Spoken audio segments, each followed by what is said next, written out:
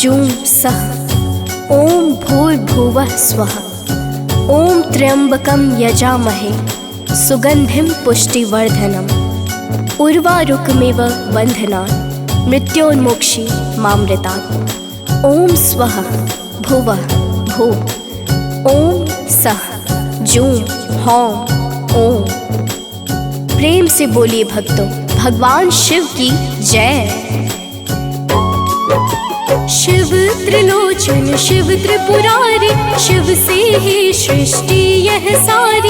शिव मृत्युंजय शिव महाकाल, हर संकट को देते हैं टाल। शिव सर्वेश है शिव श्रृंगार, शिव ही है जग का आधार। जो भी जपते शिव का नाम, मिटते उसके कष्ट तमाम। शिव भोले हैं औघड़ दानी, शिव परमेश परम कल्याणी। नमः शिवाय जो करते जा, कटते हैं उसके दुख संताप। शिव कैलाश पे करते वास, काशी भी इनका एक निवास। आओ शिव में ध्यान लगाए, यश वैभव सम्मान को पाए। भक्तों, भगवान शिव हिंदू धर्म के प्रमुख देवताओं में से एक है। वेदों में इन्हें रुद्र नाम से वर्णित किया गया है। शिव व्यक्ति की चेतना के अंतर्यामी है। इनकी अर्धांगिनी आदिशक्ति माता पार्वती है और इनके पुत्र कार्तिकेय और गणेश हैं। शिव योगी के रूप में माने जाते हैं और उनकी पूजा लिंग के रूप में होती है। भगवान शिव सौम्य एवं रौद्र रूप दोनों के लिए जाने जाते हैं। सृष्टि की उत्पत्ति, स्थिति एवं संहार के अधिपति हैं। त्रिदेवों में भगवान शिव संहार के देवता माने जाते हैं। शिव का अर्थ कल्याणकारी माना गया है, लेकिन वे उनका लय और प्रलय दोनों पर समान अधिकार है।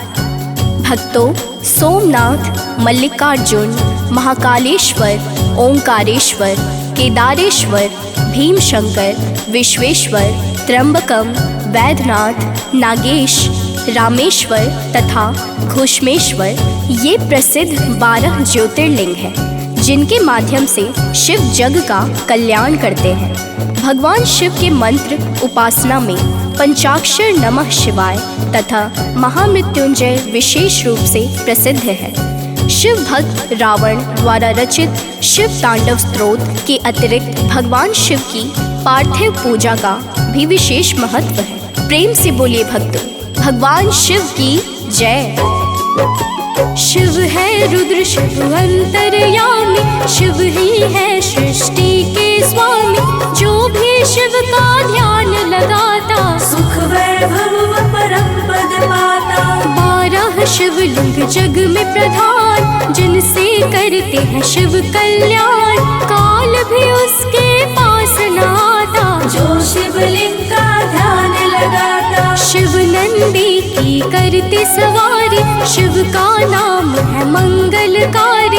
जो भी जपता शिव पंचाक्षर, उसका मंगल हरते ईश्वर। आओ शिव की महिमा गाए, कुछ पावन शिव कथा सुनाए।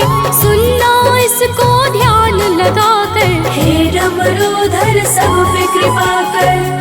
भक्तों, यद्यपि भगवान शिव सर्वत्र व्याप्त हैं, तथापि काशी और कैलाश ये 2 इनके मुख्य निवास स्थान कहे गए हैं। भगवान शिव देवताओं के उपास्य तो हैं ही, साथ ही उन्होंने अनेक असुरों, अंधक, दुंदुभि, महिष, त्रिपुर, रावण, निवात, कवच आदि को भी अतुल ऐश्वर्य प्रदान किया। कुबेर आदि लोकपालों को उनकी कृपा से यक्षों का स्वामित्व प्राप्त हुआ। सभी देवगणों तथा ऋषि मुनियों को दुखी देखकर उन्होंने कालकूट विष का पान किया।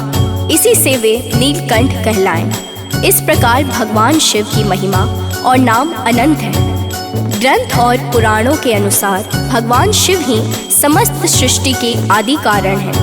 उन्हीं से ब्रह्मा, विष्णु सहित समस्त सृष्टि का उद्भव होता है। प्रेम से बोलिए भक्तों, भगवान शिव की जय। शिव की महिमा परंपार, शिव करते श्री जन संहार। शिव ही है वेदों का सार। नमन है शिव को बारंबार। शिव ही ओम है, शिव ओंकार, आदि देव शिव योग का द्वार। देव दानव दोनों करते पूजा, शिव से बड़ा ना कोई दूजा। शिव का नाम है सबसे पावन, शिव के भक्त है राम व रावण। सब पर शिव की दृष्टि समान, परम पिता शिव करो कल्याण। शिव से ही निकले वेद पुराण, शिव ने किया था विष का पान। नीलकंठ कहलाए शिव जी, हर विपदा से बचाए शिव जी। भक्तों, प्रलय काल के पश्चात सृष्टि के आरंभ में भगवान नारायण की नाभि से एक कमल प्रकट हुआ और उस कमल से ब्रह्मा प्रकट हुए। ब्रह्मा जी अपने कारण का पता लगाने के लिए कमल नाल के सहारे नीचे उतरे। वहां उन्होंने शेषशायी भगवान नारायण को योग निद्रा में लीन देखा। उन्होंने भगवान नारायण को जगाकर पूछा, आप कौन हैं? नारायण ने कहा कि मैं लोकों का उत्पत्ति स्थल और लय स्थल पुरुषोत्तम हूँ। ब्रह्मा ने कहा, किंतु सृष्टि की रचना करने वाला तो मैं हूँ। ब्रह्मा जी के ऐसा कहने पर भगवान विष्णु ने उन्हें अपने शरीर में व्याप्त संपूर्ण ब्रह्मांड का दर्शन कराया। इस पर ब्रह्मा जी ने कहा, इसका तात्पर्य है कि इस संसार के सृष्टा मैं और आप दोनों हैं। भगवान विष्णु ने कहा, ब्रह्मा जी आप भ्रम में हैं। सबके परम कारण परमेश्वर ईशान भगवान शिव को आप नहीं देख रहे हैं। आप अपनी योग दृष्टि से उन्हें देखने का प्रयत्न कीजिए। हम सबके आदि कारण भगवान सदाशिव आपको दिखाई देंगे। भक्तों, जब ब्रह्मा जी ने योग दृष्टि से देखा तो उन्हें त्रिशूल धारण किए परम तेजस्वी नील वर्ण की एक मूर्ति दिखाई दी। उन्होंने नारायण से पूछा, ये कौन है? नारायण ने बताया, यही देवाधिदेव भगवान महादेव है। यही सबको उत्पन्न करने के उपरांत सबका भरण पोषण करते हैं और अंत में सब इन्हीं में लीन हो जाते हैं। इनका न कोई आदि है न अंत, यही संपूर्ण जगत में व्याप्त है। इस प्रकार ब्रह्मा जी ने भगवान विष्णु की कृपा से सदाशिव का दर्शन किया। प्रेम से बोलिए भक्तों, भगवान शिव की जय। शिव करते त्रिशूल को धारण, शिव ही है सृष्टि का कारण। शिव से निकले ब्रह्मा विष्णु, महादेव शिव परम सहिष्णु। नित्य गान के शिव है दाता, योग नाद के शिव है ज्ञाता। शिव से ही पोषित जग सारा, जट से निकलती गंग की धारा। शिव आदि है, शिव है अनादि, शिव ही हरते विपदा व्याधि। शिव ही करते मोक्ष प्रदान, हे शिव शंभो तुम्हें प्रणाम। शिव अव्यक्त है, शिव निराकार, शिव से पुष्पित यह संसार। शिव जटाधारी, शिव नटराज, सोम है शिव के सर का ताज। भक्तों, एक बार पार्वती ने भगवान शिव शंकर से पूछा, ऐसा कौन सा श्रेष्ठ तथा सरल व्रत पूजन है जिससे मृत्युलोक की प्राणी आपकी कृपा सहज ही प्राप्त कर लेते हैं? उत्तर में शिव जी ने पार्वती को शिवरात्रि के व्रत का विधान बताकर यह कथा सुनाई। एक गांव में चित्रभानु नाम का एक शिकारी रहता था। पशुओं की हत्या करके वह अपने कुटुंब को पालता था। वह एक साहूकार का ऋणी था, लेकिन उसका ऋण समय पर ना चुका सका। क्रोधवश साहूकार ने शिकारी को शिव मठ में बंदी बना लिया। संयोग से उस दिन शिवरात्रि थी। शिकारी ध्यान मग्न होकर शिव संबंधी धार्मिक बातें सुनता रहा। संध्या होते ही साहूकार ने उसे अपने पास बुलाया और ऋण चुकाने के विषय में बात की। शिकारी अगले दिन सारा ऋण लौटा देने का वचन देकर बंधन से छूट गया। प्रेम से बोलिए भक्तों, भगवान शिव की जय। पार्वती ने शिव से पूछा, हे स्वामी वह कौन सा पूजन जिससे मृत्यु लोक के प्राणी कर सकते हैं आपका दर्शन। शिव ने फिर एक कथा सुनाया, माता को व्रत का विधान बताया। था एक गांव में एक शिकारी, उस पर ऋण चढ़ा था भारी। जब वह ऋण को ना दे के शिव मठ में उसे रख कर चला गया फिर अपने घर पर। शिवरात्रि का था वह दिन, शिकारी हुआ भक्ति में लीन, ऋण लौटाने का दिया वचन, तब साहूकार ने खोला बंधन। भक्तों, अपनी दिनचर्या की भांति वह जंगल में शिकार के लिए निकला, लेकिन दिन भर बंदी गृह में रहने के कारण भूख प्यास से व्याकुल था। शिकार करने के लिए वह एक तालाब के किनारे बेल वृक्ष पर पड़ाव बनाने लगा। बेल वृक्ष के नीचे शिवलिंग था जो बेल पत्रों से ढका हुआ था। शिकारी को उसका पता ना चला।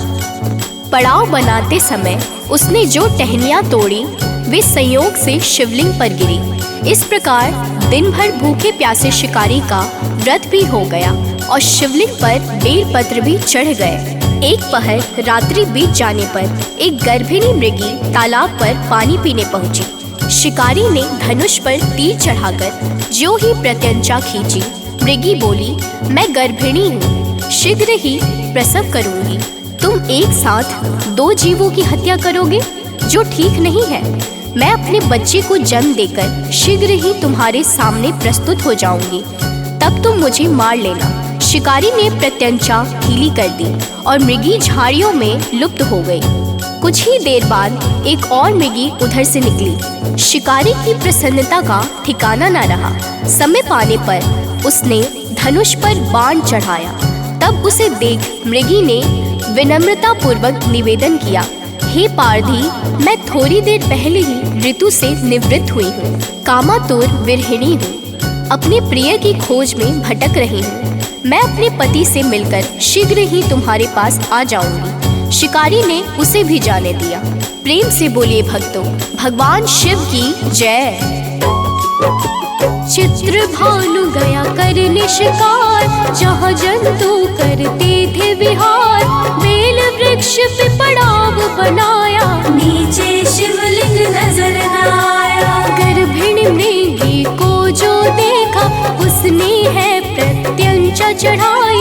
अजन्मे का करो न हत्या, शिकारी को तब दया है आई। उसने मृगी को जान दिया फिर, दूजे मृगी पतानी है ते।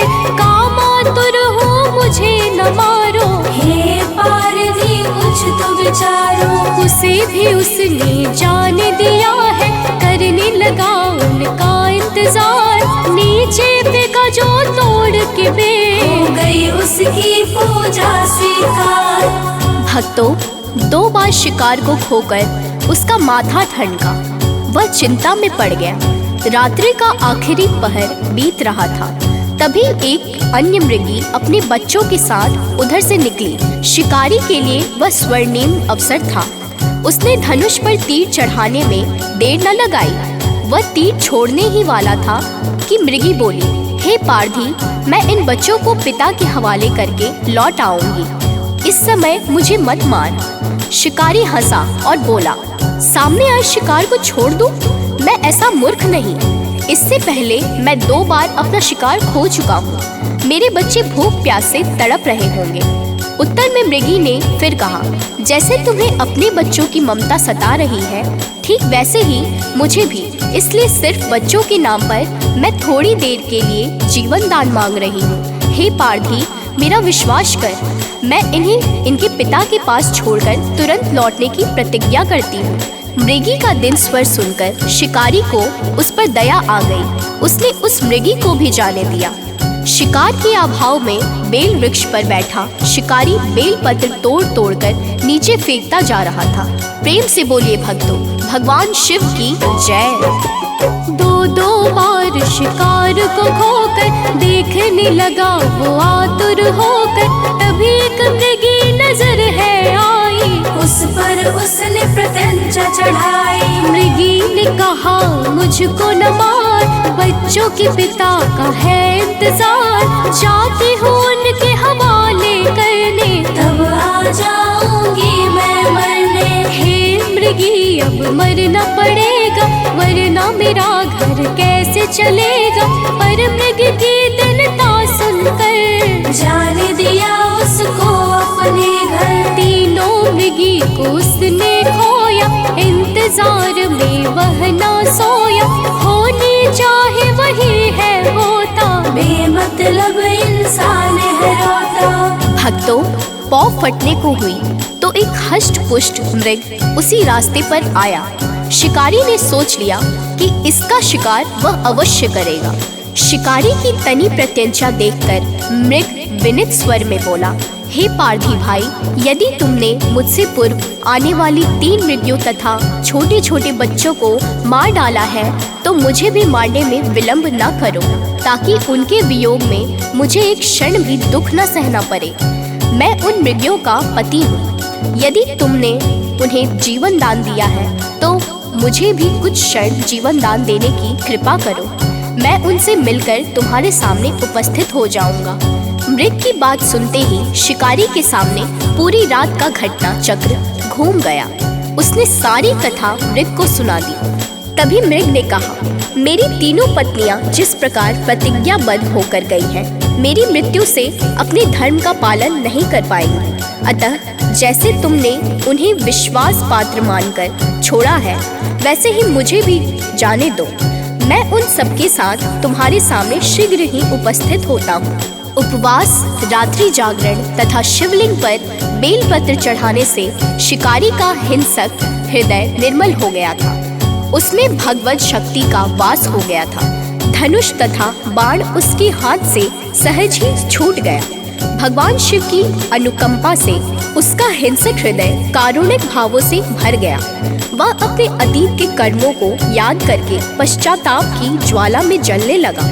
थोड़ी ही देर बाद मृग सपरिवार शिकारी के समक्ष उपस्थित हो गया ताकि वह उनका शिकार कर सके। किंतु जंगली पशुओं की ऐसी सत्यता, सात्विकता एवं सामूहिक प्रेम भावना देखकर शिकारी को बड़ी ग्लानि हुई। उसके नेत्रों से आंसुओं की झड़ी लग गई। उस मृत परिवार को न मारकर शिकारी ने अपने कठोर हृदय को जीव हिंसा से हटा सदा के लिए कोमल एवं दयालु बना लिया।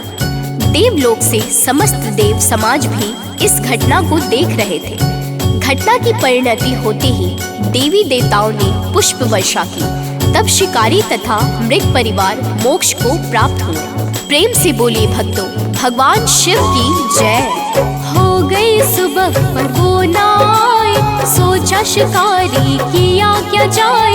तभी एक मृग नजर है आया, मारने का उसे मन है बनाया। मृग ने कहा, हे पारधी सुन लो, बच्चे पत्नी कर रहे इंतजार। आ जाऊंगा मैं मरने को, उससे मिलने दो एक बार। उसको भी उसने जाने दिया है, मृग मृगी पे भरोसा किया है। कुछ पल बाद सभी है आए, सोचा किस पर तीर चलाए। हृदय हुआ परिवर्तित उसका, जाने दिया है सबको घर। कठोर को भी कर देते को वैसे है भोले शिव परमेश्वर। भक्तों, महाशिवरात्रि का पावन पर्व फाल्गुन माह में कृष्ण पक्ष की चतुर्दशी को मनाया जाता है। महाशिवरात्रि के ही दिन भगवान भोलेनाथ और माता पार्वती का विवाह हुआ था। इस दिन शिव भक्त व्रत रखते हैं, भगवान शिव की पूजा अर्चना करते हैं और इस व्रत कथा का पाठ या श्रवण करते हैं। महाशिवरात्रि के दिन पूरी श्रद्धा के साथ माता पार्वती और शिव की पूजा उपासना करने वाले भक्तों पर भगवान भोलेनाथ जल्द ही प्रसन्न होते हैं। वैसे तो भोले शंकर की पूजा करने के लिए हर दिन शुभ होता है, लेकिन शिवरात्रि और महाशिवरात्रि का अलग ही महत्व होता है। इस दिन भगवान भोले शंकर की पूजा करने से भक्तों को विशेष लाभ की प्राप्ति होती है। महाशिवरात्रि के दिन देश भर के सभी शिव मंदिर में भक्तों की भारी भीड़ उमड़ती है। इस दिन को शिव भक्त बेहद खास मानते हैं।